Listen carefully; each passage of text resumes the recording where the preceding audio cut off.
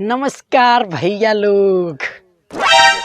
तो गांव भर चाची तो केकरा पर ताकी, अरे गांव भर चाची तो केकरा पर ताकी।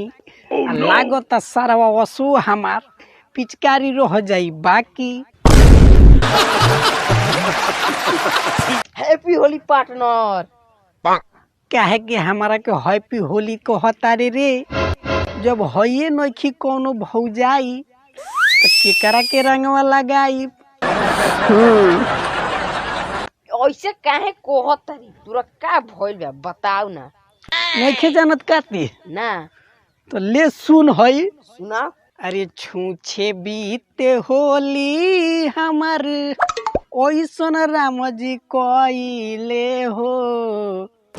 अरे फगुआ में अगुआ दादा असौ नइले हो।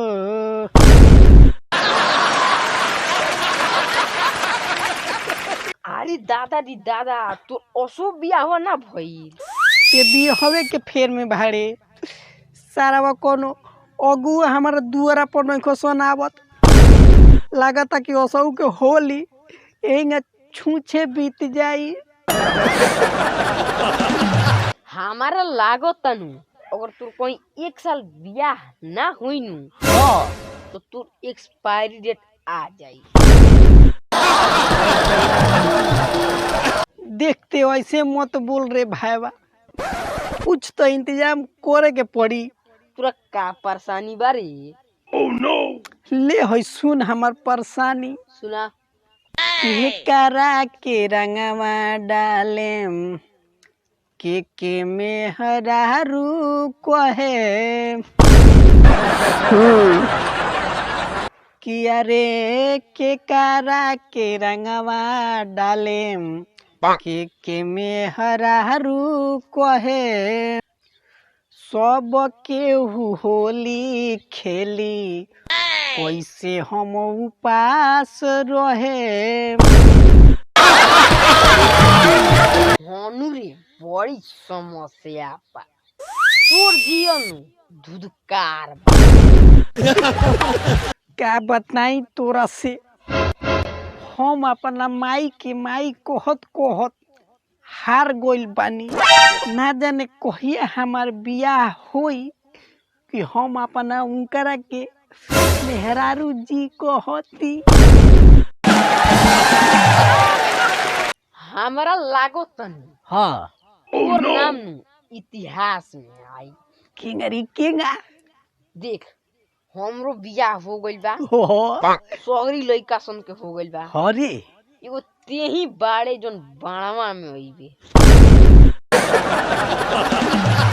इतिहास में नाम लिखाई मोबिल भगत बाणवा नंबर 1। ऐते ते मत बोल, एगो हमरा कहेंगे खिस बरल बा। आगे सुन है दौरत सुना। कि सोचल सपनावा पो पानी फिर गइले हो।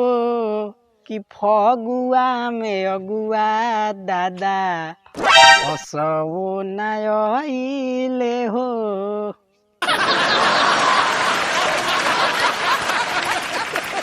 अच्छा चिंता मत कर। हाँ। हम तुर इंतजाम करा के कोई बियाह कर। अच्छा ठीक बा, आगवा बड़ी परेशानी बारे भाईवा। अब इतना सुना देले तू उहो सुना दे। ले सुन ले। तो असो के लगनिया देखते देखते चल गइल। बाकी हमरो बियाहवा भाईवा असो न भइल।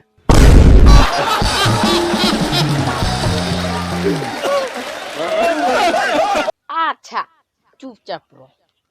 आज हाँ। न तो काल अच्छा एकदम तोर बियाह हो जाई। बियाह हो जाई एकदम। तो ई बताते जब हम झर जाएम हाँ। तो बियाह को क्या होई रे? अच्छा टेंशन मत ले, तेनु छोड़ जाइए, हम ना नु छोड़े। ते देख ली किस्मत बड़ा हमारा के एगो तो हमार बियाह न के बोले हमरा टेंशन बढ़ के करे साथे होली खेले आ ते उल्टा सीधा बोलता रे।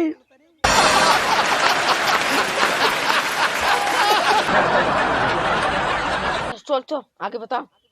हाँ देखो तो हमारो पिचकारी असही रह गइल धइले हो त फगुआ में अगुआ दादा असो नइले हो।